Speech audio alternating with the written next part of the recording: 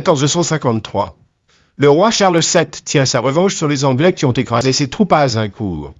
Il contrôle désormais la presque totalité de la France et contraint Henri IV d'Angleterre à la paix. 1481. Thomas de Torquemada est nommé inquisiteur par le roi d'Espagne avec l'autorisation du pape Sixte IV. C'est le début de l'Inquisition qui gagnera ensuite toute l'Europe. Des tribunaux religieux interrogeront des hommes et des femmes soupçonnés d'être de mauvais chrétiens. Les principales victimes de l'Inquisition seront les Juifs, mais aussi les déviants, penseurs et marginaux qui seront souvent accusés de sorcellerie, soumis à la torture, puis brûlés vifs. 1492. Christophe Colomb a réussi son pari. Après des mois de navigation incertaine, il aborde un rivage inconnu. Colomb vient de prouver à ses contemporains qu'il est possible de rejoindre l'Orient en passant par l'Ouest. La Terre est donc bien ronde. Mais ce que ne sait pas Colomb, c'est que le chemin qui mène en Asie est beaucoup plus long. La terre qu'il vient de découvrir, c'est l'Amérique. 1502. Hamoud al-Muzaffar conquiert et unit les régions de Perse. Il institue une religion unique, le chiisme, et prend le nom d'Ismaël Ier, Shah de Perse. Ispahan, la capitale, deviendra un lieu culturel très important sous les règnes successifs des descendants de la dynastie séfévide. 1511. L'Italie est toujours sujette à des luttes de pouvoir sans merci. Le pape Jules II veut bouter les Français hors de Milan et organise une ligue contre Louis XII. Il s'allie avec Ferdinand d'Aragon, Venise, les mercenaires suisses des Sforza et les Anglais. Ensemble, ils expulseront les Français d'Italie. 1515. Louis XII mort, c'est François Ier qui lui succède. Le nouveau roi de France veut reconquérir Milan. Il pactise avec les ennemis d'hier, Venise et les Anglais, et lance son armée à l'assaut des plaines lombardes. Lors de la bataille de Marignan, les troupes de François Ier ont le dessus. Les Sforza sont battus. Cette victoire est décisive pour la suprématie française dans la région et en Europe. 1517. C'est pour protester contre la vente des indulgences papales que Martin Luther affiche sur les portes du château de Wittenberg 95 propositions de réforme de l'Église catholique. Choqué par l'aspect mercantile du rachat des péchés, Luther estime que le pape a plus besoin de prière que d'argent. Les thèses de Luther introduisent une coupure dans le monde catholique, avec d'un côté les catholiques, fidèles au pape, et de l'autre, des protestants réformateurs. 1519. Il faut trouver un successeur à Maximilien d'Autriche, et les prétendants sont nombreux. Les princes électeurs de Francfort ont le choix entre Charles Ier d'Espagne, Henri VIII d'Angleterre, Frédéric le Sage, duc de Saxe, ou encore François Ier, roi de France. C'est Charles Ier, petit-fils de Maximilien, qui est désigné empereur du Saint-Empire sous le nom de Charles Quint. Il règne sur la presque totalité de l'Europe occidentale, à l'exception de l'Angleterre, du Portugal, de la France, des cantons suisses et d'une partie de l'Italie. 1458. Depuis des années, les grandes cités italiennes sont rivales. En 1458, Côme de Médicis à Florence et François Sforza à Milan renforcent leurs liens et réussissent à tempérer les ambitions grandissantes de Venise. 1477. Le comte Dracula disparaît. Il laisse une réputation de cruauté qui sera à l'origine des croyances les plus invraisemblables à son sujet. Aujourd'hui encore, de nombreux curieux viennent visiter son château à la recherche de sensations fortes. 1485. Richard III est mort lors de la bataille de Bosworth, et c'est Henri Tudor qui devient roi sous le nom de Henri VII. Rose rouge, il épouse la fille d'Édouard IV, réunissant ainsi les roses rouges et blanches. C'est le début du long règne de la dynastie des Tudors. 1506. Les découvertes se multiplient. Les connaissances géographiques sont de plus en plus précises. Les cartes des terres, mais aussi des fonds marins, sont établies par des explorateurs qui sillonnent la planète.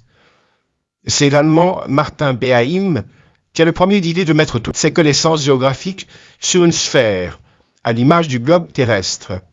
1509. Istanbul, capitale de l'Empire ottoman, ancienne Constantinople, est secouée par un tremblement de terre. Plus de 13 000 personnes sont tuées. Léonard de Vinci aurait élaboré un projet de pont reliant les deux rives du Bosphore. 1514. C'est fini, il n'y a plus de taxes sur les produits qui sont exportés de France. Le roi vient de les lever. Les exportations sont désormais considérées non plus comme des déperditions de biens de la France vers l'étranger, mais plutôt comme un apport de richesse. Cette conception nouvelle du commerce international entraînera la création de notions telles que la balance des échanges commerciaux entre les pays. 1517. Depuis la découverte de Christophe Colomb, les grandes puissances européennes, principalement les Espagnols et les Portugais, explorent le Nouveau Monde. Cette année, les terribles conquistadors de Francisco Cordoba atteignent la presqu'île du Yucatan. 1519. Le Portugais Magellan quitte l'Europe pour une longue et périlleuse expédition.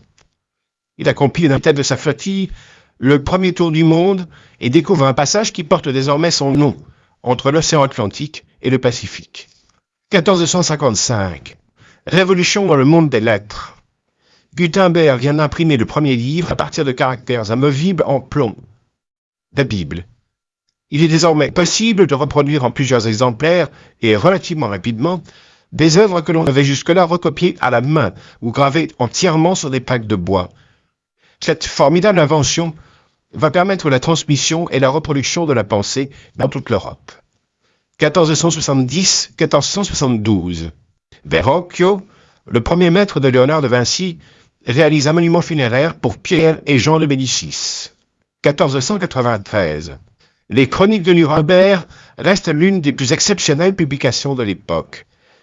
De nombreux graveurs participent à l'illustration de l'ouvrage, dont le jeune Albrecht Dürer. Dürer, après ses voyages en Italie, deviendra l'un des plus importants propagateurs de l'esprit de la Renaissance en Allemagne. 1504. C'est l'événement culturel de l'année à Florence. La monumentale statue de David par Michel-Ange est installée face au Palazzo Vecchio. Il faudra 4 jours pour la transporter de l'atelier de l'artiste jusque sur son socle. Michel-Ange réalise ici l'un des chefs-d'œuvre de la sculpture du XVIe siècle. 1509-1510. Le Hollandais Erasme écrit un texte intitulé curieusement « L'éloge de la folie ». Ce petit livre introduit une pensée critique et relativiste face aux réponses toutes faites du dogmatisme religieux. 1513. Machiavel, ami de Léonard de Vinci, écrit un texte qui le rendra célèbre par-delà les siècles, Le Prince. Cet ouvrage étudie avec précision les moyens et les moteurs à mettre en œuvre pour acquérir le pouvoir.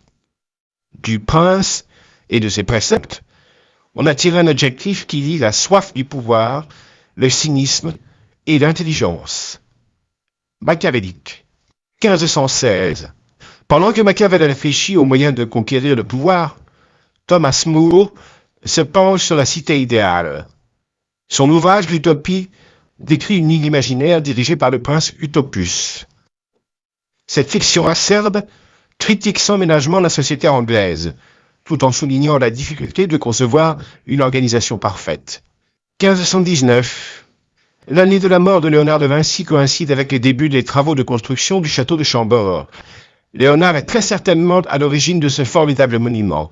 On y retrouve par exemple son extraordinaire escalier à vis à double révolution. 1452-1459. Piero della Francesca, l'un des maîtres de la peinture italienne, élabore une série de fresques dans l'église San Francesco d'Arezzo. Ses compositions sur le thème de la légende de la croix mettent à profit d'une manière inédite les nuances de couleurs et leurs effets sur la perspective. 1477. L'artiste italien Bramante est à Bergame où il peint la fresque des philosophes. Peintre mais aussi architecte, Bramante a connu Léonard de Vinci avec qui il a eu de nombreux et féconds échanges. Il restera comme l'un des plus grands architectes de la Renaissance. 1482-1485. Sandro Botticelli s'initie l'une des pièces maîtresses de la peinture de son époque. La naissance de Vénus célèbre l'art du dessin et l'idéal humaniste de la Renaissance. Botticelli est passé à Florence dans l'atelier de Verrocchio, la même où Léonard a fait ses débuts. 1503-1504. Un mystère plane sur l'œuvre et la vie du peintre flamand Jérôme Bosch. On découvre dans le Jardin des délices, comme dans nombre de ses œuvres, de terribles monstres et démons, symboles du côté sombre et mystérieux de la nature humaine. 1512. Le 31 octobre sont inaugurées les fresques de Michel-Ange qui ornent les plafonds de la chapelle Sixtine à Rome. Léonard de Vinci et Michel-Ange se connaissent, mais la concurrence est forte entre ces deux génies de la Renaissance qui se disputent les honneurs et la protection de ceux qui gouvernent l'Italie. 1514. Un jeune peintre de 30 ans commence à faire parler de lui. Titien, qui peint l'amour sacré et l'amour profane, et entre dans le cercle des grands peintres italiens de la Renaissance. 1516-1517. Raphaël est l'un des peintres les plus appréciés du moment.